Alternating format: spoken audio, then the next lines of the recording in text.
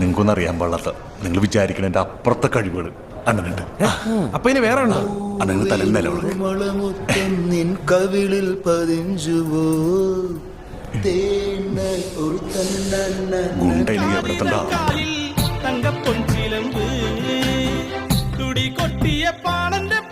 ഈ രംഗച്ചേട്ടൻ എന്തോരം കഴിവുകളാ.